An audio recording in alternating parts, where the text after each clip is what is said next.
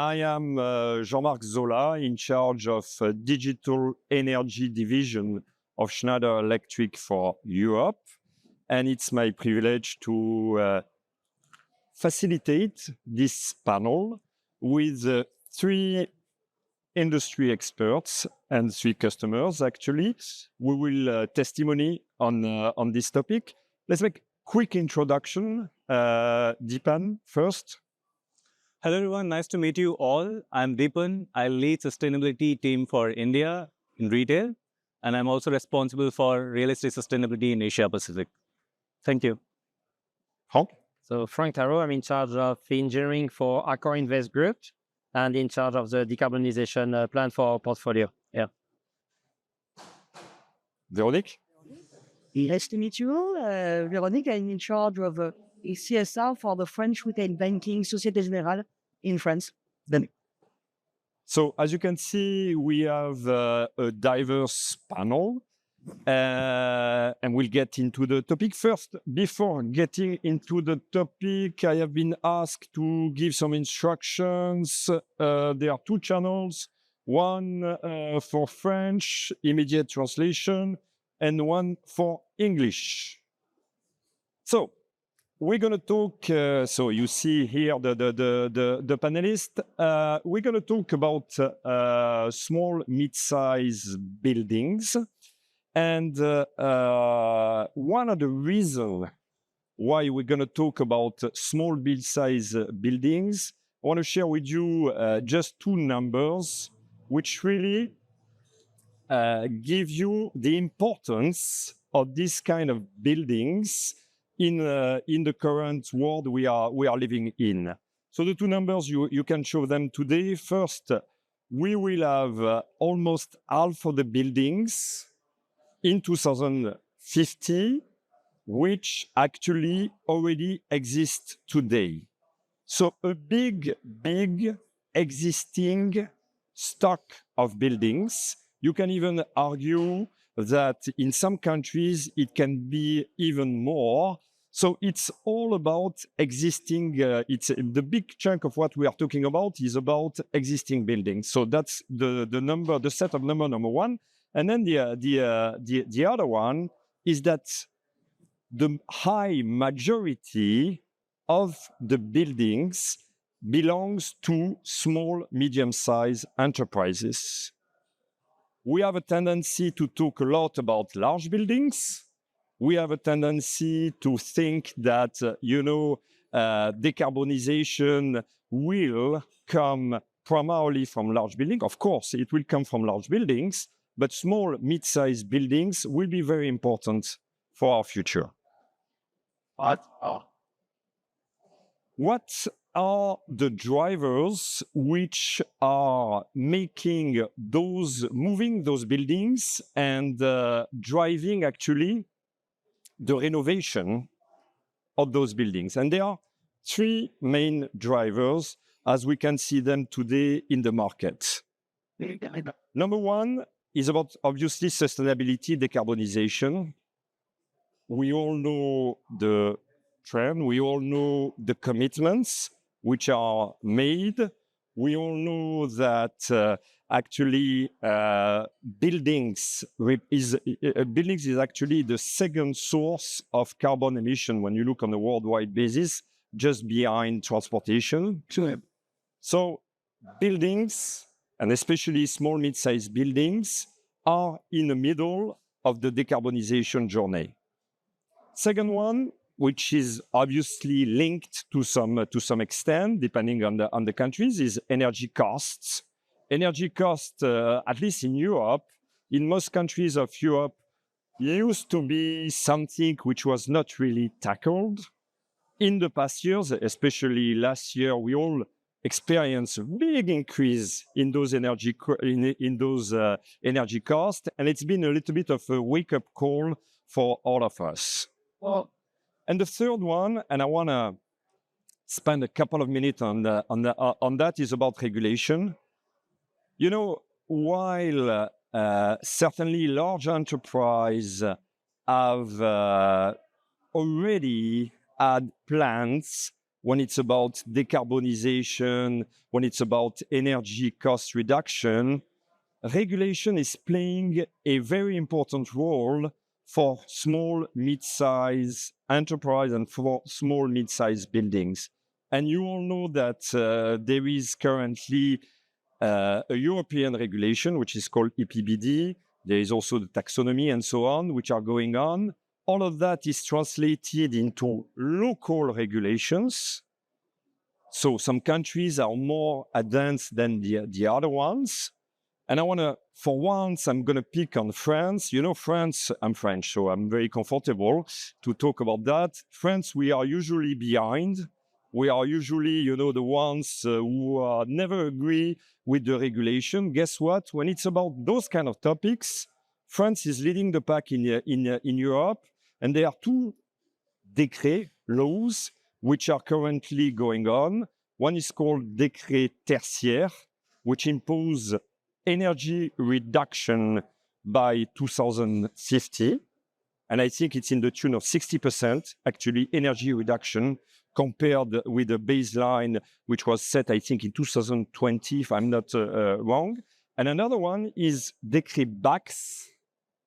So while Décret tertiaire is about an objective, Décret Bax impose building management and monitoring in buildings of above a certain size, but the size is very low. Actually, and I don't want to say a mistake, in 2027, it's above 70 kilowatts. You could translate that in 1,000 square meters. It's allowed. So big importance of regulation. So now, when you look at all of that, the good news is that there are solutions. There are solutions which allow us and allow those small mid-sized buildings to cope with those objectives. We have indicated some numbers here, which are obviously some rough indication that needs to be fine-tuned.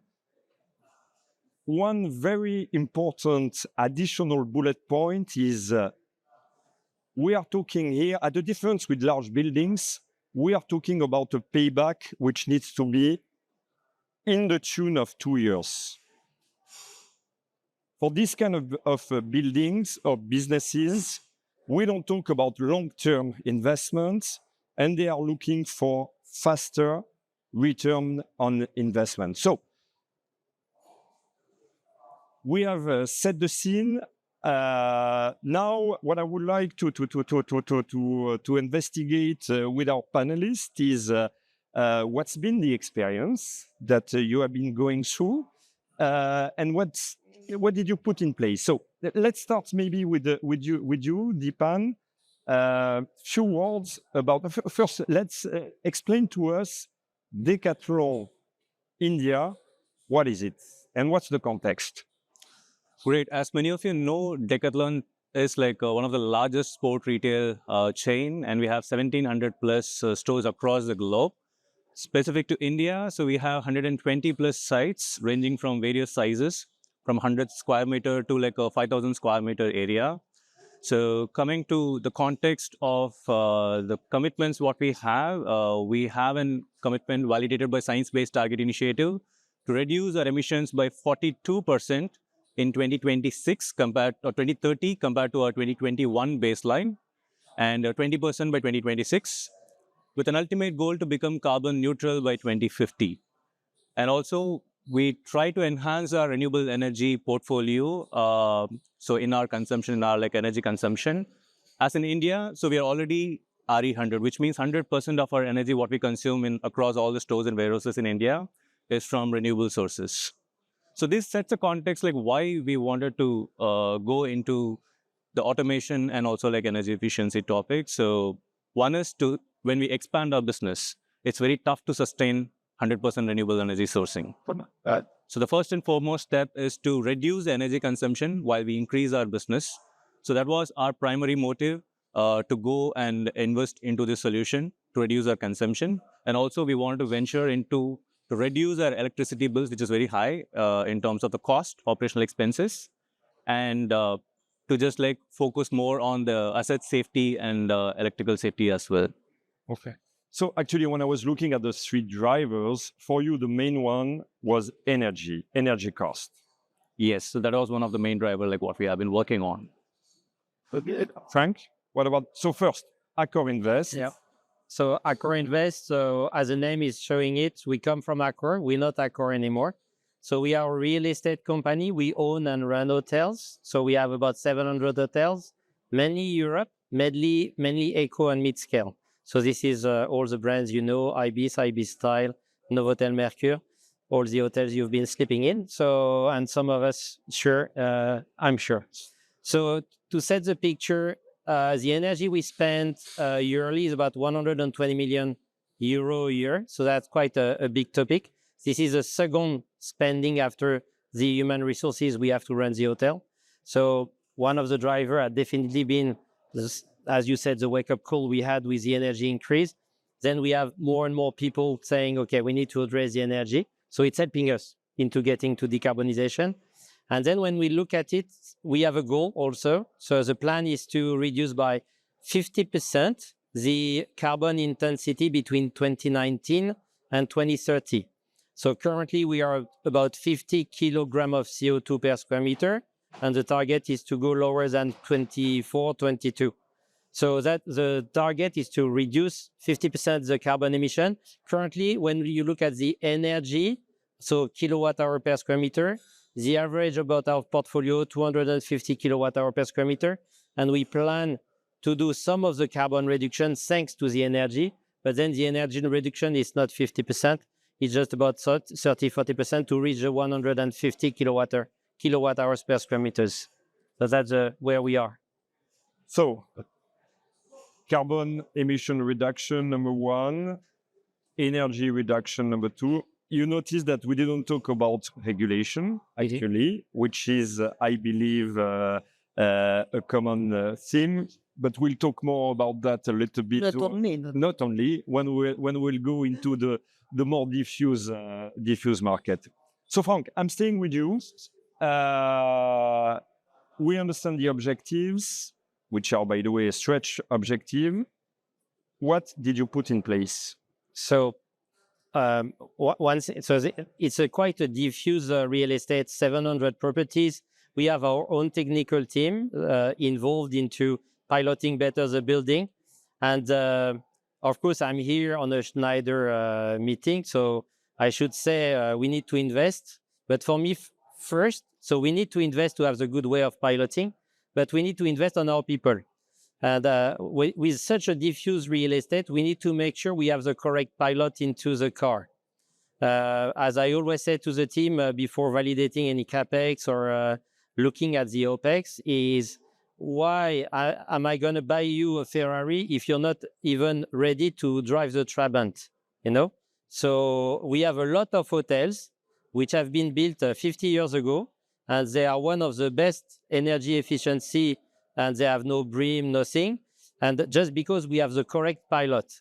And when you have the correct pilot, and this is what we put in place, is measurement of monthly data of all of our hotel, benchmarking solution, climate correction. So partnership with companies supporting us to do all of this aggregation and to be able to isolate which hotel are good, which hotel are not good, and supporting the hotel not good. And when we have good hotel, this is the time we finance, and this is the time we invest CapEx. So I would say the first stage on the decarbonization has been low to no CapEx, to say, let's invest on people, let's invest on training. And then for the lowest performers, if the driver is good in the hotel, then we start to invest. And we start to invest, as you said, on a really short payback. So short payback on hotels, specifically guest room management system. You've all been into your hotel. I'm sure during winter, the room was too hot because our hotel people, they always try to make it as much comfortable as possible, but then they heat the room 24/7 and you're going to be in the room 8 hours. So thanks now to the room management system, we are capable to detect you're going to arrive into the room because we can interface with PMS. We can detect you are in the room. So we provide the comfort when you have somebody. So we are not yet into sufficiency by impacting your comfort. That's what we try to do. But we are thanks to technology and investment we do on simple solution is to provide comfort when needed.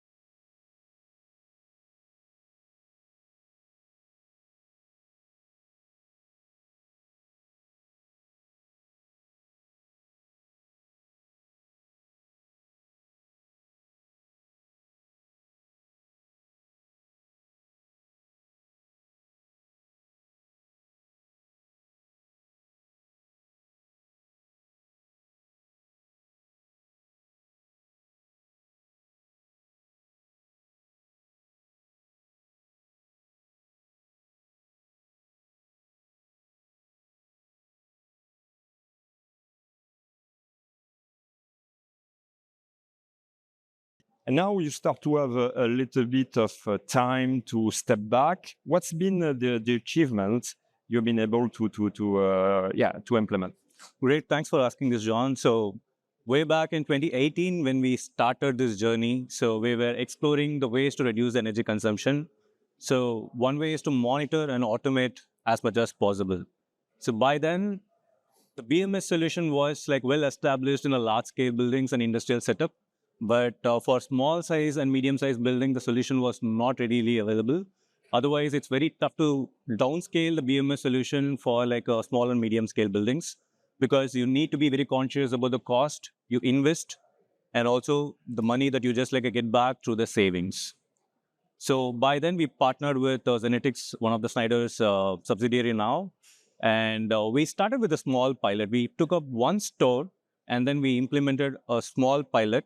So what we did is we measured the consumption pattern for every asset, majorly focusing on lighting and air conditioning. And then we monitored the performance and we collected the data and we understood the data for over weeks. We benchmarked the consumption pattern. We studied the pattern, how it's being consumed and how it's being utilized. And then we deployed a smaller controls. So with very limited hardwares, with very low upfront cost. And then with the controls, we were able to save close to 12% of the energy.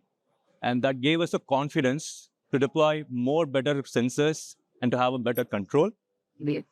And then we added more in terms of electrical and system safety monitoring. So when I say the system safety monitoring, so we started monitoring the performance of any anomalies in the system like voltage fluctuations, like current unbalance, a performance of the UPS, batteries, and all these things. And then we extended this to monitoring the indoor environment quality, where we monitor the air quality index, CO2 sensor, CO2 measurements, and also relative humidity. The intention to ensure the comfortable shopping experience for our customers.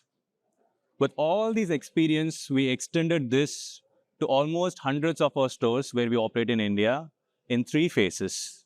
So the tangible benefit of what we achieved is like a 10 to 12% on an average saving for wherever we have deployed the proper controls.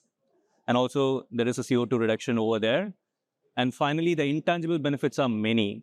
So the intangible benefits, if I say avoidance of any forced maintenance, accelerated aging of the assets, fast failures of the assets, any fire hazards.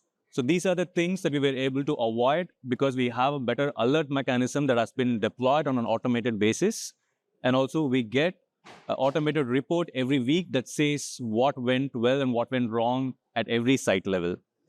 So that's how we have been like working on this project so far. And that's our story as well. One question for you. All of that is good, but I think when I've been interacting with obviously lots of customers during those 2 days, one of the key questions I believe is also, technology. We understand that, we understand the benefit, but what about the cost and the time to implement? Can you give us an idea? Because here we are not in the big buildings. Usually, you are in a store which is operated, which is running, with a business which is running. Can you give us an idea of, for instance, one of your store? How much time did it take to implement such a solution? So to answer your question in terms of the cost, so I would rather answer it in terms of a payback. So we were expecting the payback of 24 months when we deployed it. But for a surprise, we were able to get the payback within 18 months. So because we are very choosy in what kind of a controls we want to do it with a minimal effort and minimal expense, that's one. And another, to answer on the timeline for implementation, this was one of the first tasks given to me when I joined Decathlon. So to complete 30 sites, deployment in 30 sites in 60 days.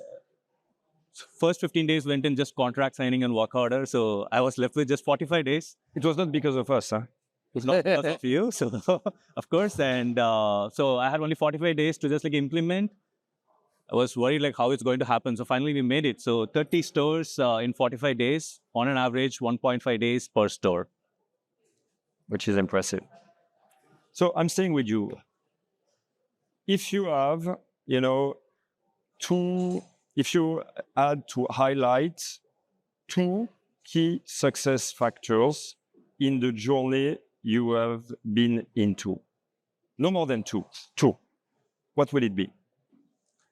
So one is the in-depth monitoring of the assets, and that enhances the longevity of all the assets because everything is an investment. So that's one of the success. And second thing is, of course, the cost. Anything comes with the cost, how much benefit that you get and how much money that you save. So these 2 things are one of the biggest success. Of course, everything zeroes down to the emissions and carbon offset, what we do. That's one of the main strategies and one of the main goals. Okay. Just same question for you. To success factor. I would say first, we have the same first one is knowing the asset to make sure we target the right assets. So same, we have the monthly monitoring and the tools to be able to have the benchmarks, the low performers, the high performer, learn from the high performer, support the low performers. So that's really the first one, is really to make sure we have this animation going on between the teams to make sure we promote the low performers becoming better and the high performers for what they've been doing. So to make sure we have this kind of gamification of competition between all our staff piloting the hotel, so that it become a game to be more efficient and to be visible. So that's one of the key factors. The other one, it's how simple the technology can be to be understood quickly by our teams and by our guests. Today, when you package, for example, we speak about the room management system. So at the end of the day, this needs to still look like a simple thermostat for any guest. A guest going to a room is not here to be a tech geek and to play with a thermostat. That's not the first experience they want to have in a room. And unfortunately, you still have a lot of rooms where you have an A4 printed next to the thermostat, and then you just feel lost and say, I'm never going to have the temperature I want to have because I have to read this procedure. So, and that's clearly something I'm a pen on Alexandre back from Schneider, because that's a key element of success, is to make sure when we choose a solution, because now a solution is not only one machine. The solution, it's different topics, different part of the system, and we need to make sure we make it industrial so that it's easy to understand for our teams, for the guests, and always the same, so that we don't have a technical consultant reinventing the wheel at each project. We just say that's the way you have to install it, and that's the way it's going to work, and it's going to be okay for us. The thermostat doesn't need to ask you if you want to speak Chinese. It just needs to ask you which temperature do you want. But just this level of making and with this, for example, room management system, when we implement it into an hotel, payback time is 2 to 4 years, depending on the country and cost of energy, and the guest comfort level improve. So and there's no disturbance to the hotel because except if we come from a very old solution and we have a lot of recabling, most of the time the recabling is very simple and we don't lose business. But you need to spend this extra time at the beginning to make sure you have a package industrial solution. So yeah, knowledge of the asset, and second, industrial simple solution. Yeah. Very clear. And I think your message about simplicity, I'm making also the link with what we said about simplicity of implementation, is really key when we talk about this kind of buildings and this kind of occupants, actually. Yeah. Simple. Keep it simple. So, thanks. So, Veronica, I've not been ignoring you. No. But No. But it's okay. Now we are switching gear and we're going to talk about Société Générale. Yep.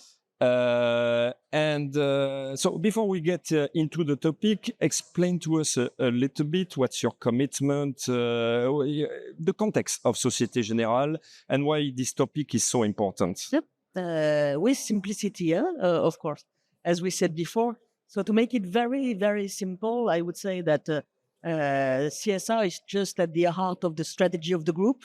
That's clear. And we intend to be or to become a leading bank in sustainable finance, but more globally than that, in advising and accompanying our customers from end to end in their transition journey.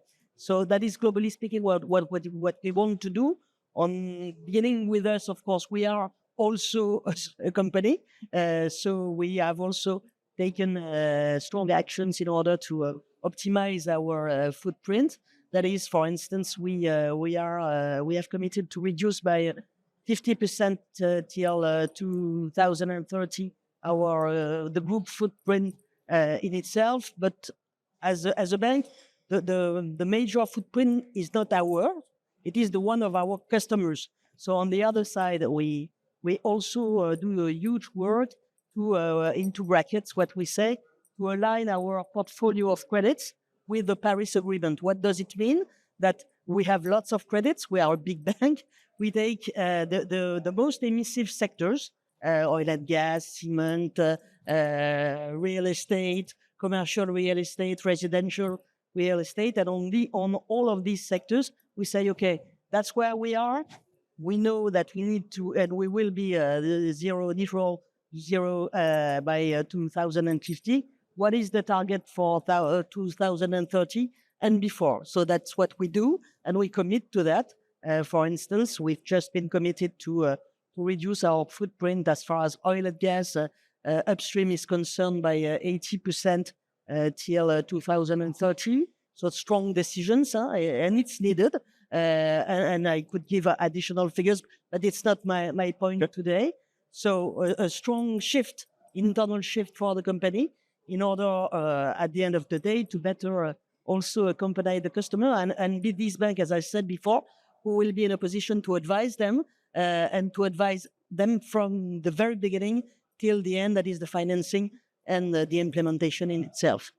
So Véronique, if we make a zoom now on what I would call your scope 3, you know, which is your customers. Yep. I believe what is also interesting for this audience is that you have in your portfolio of customer not only the large enterprise that we have listened to in the previously, Yep. but also more diffuse customers, which are a single building owner, and not only a portfolio of buildings. So, how would you characterize their needs? When you interface with them, what's their feedback? It's a good question. So we are very present towards this segment of corporates, and globally speaking, of course, it's very various situations, as you said before. But globally speaking,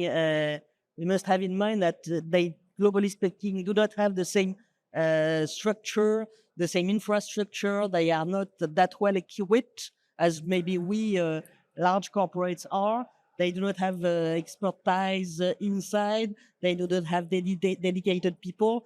And well, it's not to you that I will explain that CSR is very technical at the end of the day, very complex, and it needs some advice. They need some advice. So for most of them, they are a little bit, first of all, very interested and very fond or likely to enter into the journey, but to some extent, a little bit lost also in the whole regulations. That's the situation as today. And So clear. maybe coming back to what I just began to say before, we think that we are legitimate in order, we as a bank, in order to accompany our customers in this very specific journey. That is, what do we do? When I say we accompany the companies from the very end till from the very beginning, till the very end. So it's not only financing. So you're fully right. We used to be only financing hundreds of years ago. Well, of course, we used to only finance. I'm kidding, of course, but it's part of our job. But we are also shifting. We all speak of a huge shift. Huh? We do a shift as well. We are also shifting, and we are shifting from only financiers, I would say, to advisors in the whole transition, energy transition, but globally speaking, the whole transition. It means that we do not do that only by ourselves. We need to work with experts, of course. That is, we work with on the basis of a lot of partnerships that we choose, of course, that we select very thoroughly, and we work with dedicated expertise. We set up partnerships, and we offer these partnerships to the customers. On top of that, we've trained, of course, the whole sales force of SocGen, which speaks to the customers to CSR. We have set up dedicated CSR directors in all our regions in France. Some of them are here today, and they have been fully trained to that. So they are there to accompany the customers, but also internally our teams. So Véronique, you've been speaking about partnership, Yep. About getting access to some expertise. In a few, I wanted to say minutes, but seconds. We are in partnership, actually. We just signed a partnership in France. Can you say a few words about what we are doing together, Schneider Electric and Société Générale? Of course. Before that, because you gave me an additional 2 seconds, maybe another example, and then the best one for the end, of course. For the dessert, For the dessert, which is the partnership we just signed with you. But just to give you some illustrations, maybe 2 examples, because I think I've been a little bit general. So 2 examples of what SMEs need and what we can provide them. For instance, I said we are still financing them, of course, because it used to be, it's the basis of our job. But we set up specific loans. That is, for instance, we set up loans with KPIs, CSR KPIs, and if the company fulfills the KPI, then the margin is lower. If the company does not fulfill the KPI, then the margin is increased, and the difference, generally speaking, goes to an association or CSR association or something like that. Just an example. Another example of partnership, for instance, we've just also signed a partnership with a company that you know in France, which is AFNOR, in order to help the SMEs at the very beginning to say, okay, where do I stand? Where do I start from? And what is my CSR strategy? And this company, which we sign a partnership with, is going to help our customers. But last but not least, of course, we've just signed a couple of days, I would say ago, a very important partnership with you. We are very proud of that. Thank you for that. Thank you for your trust. And what is it? Still in the same mood or the same intention. We are going together to accompany our medium-sized customers. I would say that is above a certain level of turnover. We are going to jointly address those companies in order to propose them to audit globally their energy consumptions. That is your skill. Propose them solutions. That is your skills. And of course, if we can finance, we will be more than happy to help at the end of the day. That is a very concrete example. So it has just started, and I think it's going to be very interesting. Thanks, Véronique. Thanks. So we are at the end of this roundtable. I hope you get a glimpse of what's going on. You understand that it's a very evolving topic. We are certainly just at the beginning, but a lot going on, and certainly more going on. Now, I'm due to open the floor to questions. If there are any questions to our panelists, well, I think we need to equip ourselves with a headphone, otherwise we will not listen.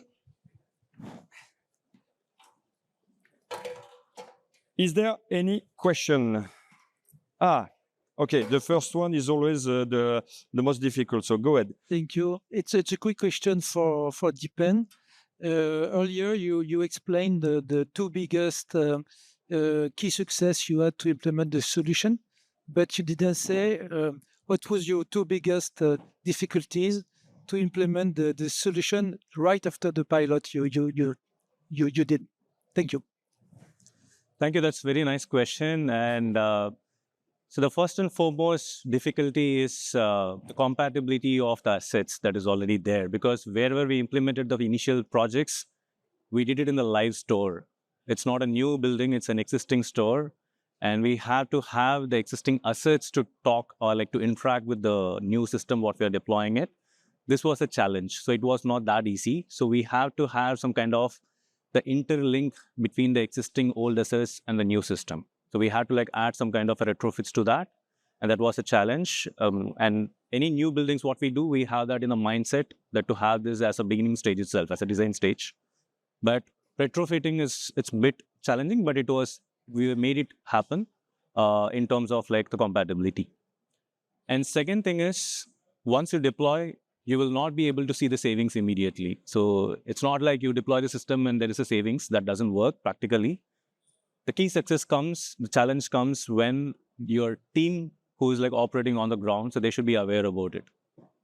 So if they are not aware about what's happening and what the system performs and what is the benefits of this, so it will not work efficiently. So we had to train our ground staffs to just like know what is the importance of energy efficiency, monitoring the health and benefits of the electrical systems.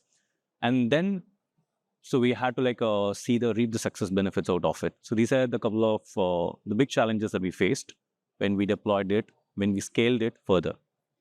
So it's actually very similar to what you were saying about education. Yeah, change management. Yeah.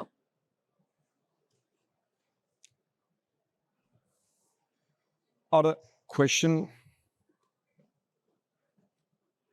My question is very similar to them, is about the difficulties with the people, because I know that to change the culture is a high difficult sometimes, and in order to get the advantage of a BMS in this case.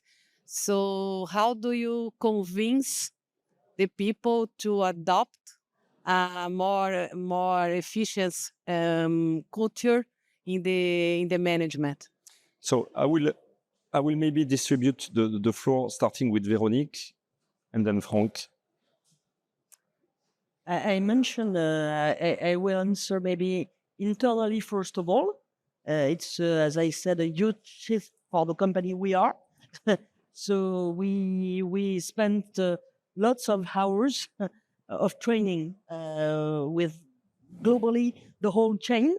And one of the keys that, as usual, it has to be impulsed by the top. So that is the key, impulsed and repeated. And so we train the whole chain. And I think that is very important. And then, as usual, the first successes, of course, they take some time to be delivered. But the first successes need to be shared very quickly. And then, it's a magical cycle, I would say. Yeah, in terms of success, I would say one, yeah, sharing successes definitely appeal people to go. Maybe two examples. One is on the tool to track all of the energy and then providing dashboard to each of the hotel. When you have the CEO visiting an hotel, connecting to the mobile and asking to the GM, I don't understand, you increased last month, and then you won. So you develop an app and then you make sure that every level of the hierarchy is using it. So, and then GMs, the general managers, they speak each other and then they say, be careful, next time he's going to come, he's going to ask you. So then I won, because then they're going to look at the tool and then they will start to track and see where the energy consumption is coming. So that's a bit the stick management. So not really the carrot. On the carrot side, I would say all our GMs and what they have in their DNA is to receive people and make people comfortable. And providing them the capacity to see the data about temperature, they understand, and it makes a link with what is their DNA. The general manager is not an engineer. Okay, so they are here to provide comfort and make sure the guest is comfortable. So the idea, and we are still struggling, huh? They are not always keen on looking at the temperature in the lobby, temperature of the bedrooms. But this is a good tool so that they start to understand and say, look, we don't ask you to make sufficiency and impact your guest. We ask you to make sufficiency and it will improve your guest comfort. And but this is still the beginning of people catching it. We still have this strong belief that we try to kill, to say the only way to reduce energy is to make people uncomfortable. And definitely it's not the case. Most of the best scenario we had is we provide better comfort when we have guests, and then we stop wasting energy on the other time. The example of, I can tell you, we have a high percentage of hotel with guests complain in winter, it's too hot. And it's just because we try, let's say the team, they want to make it so comfortable that they push the button too much. And we need to provide them that, be careful, you're pushing the button too much, and even you're going the other side. You want to make it more comfortable, but in fact, you're destroying it. But it's a difficult change, this one. Difficult, yeah. And I think it's a very powerful message, actually. Comfort doesn't go against energy reduction.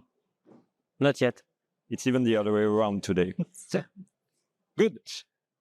We are right on time. It's my duty to invite you to the building booth, where you will learn more about the solutions, the experience.